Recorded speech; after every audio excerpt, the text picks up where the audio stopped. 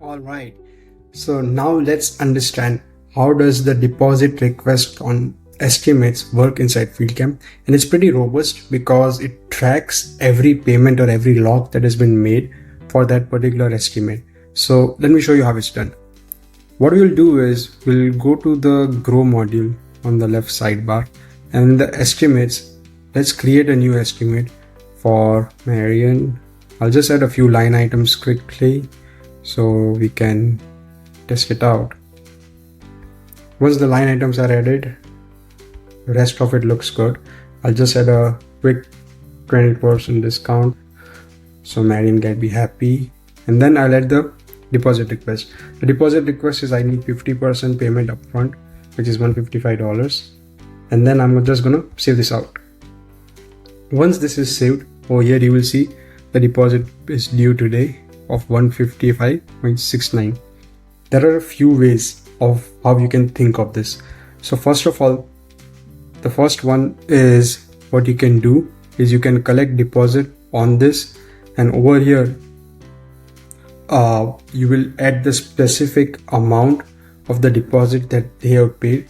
And because customers tend to break payments down if it's for bigger projects, then we have given you the functionality to enter the custom amount that they have paid you. By default, we just assume that it's going to be 100%, but you can change it if you want. What's the form of the deposit that they have requested? What's the date? And then ultimately, if you want to take any notes, you can do that.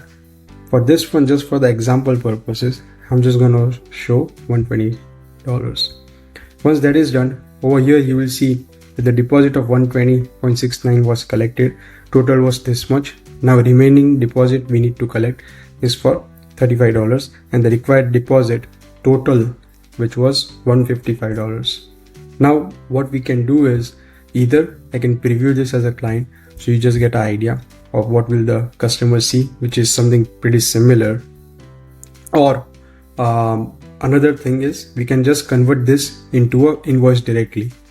The reason I'm converting the estimate to an invoice without completely marking off the deposit is because I want to show you how the amount carries over if it is unpaid from the estimate. I'll just say generate invoice. Over here, if you see, will automatically load that the deposit of $120 was collected and the invoice balance is $190. I'll just save it, and over here again, from the customer's perspective, they will see that hey, the total amount was $311. They have paid $120.69 because of the deposit, and the invoice balance is $190.69, which they can pay. If you have connected your Stripe account, then they can pay you digitally, or you can record the payment manually from here, or you can just mark it as fully paid.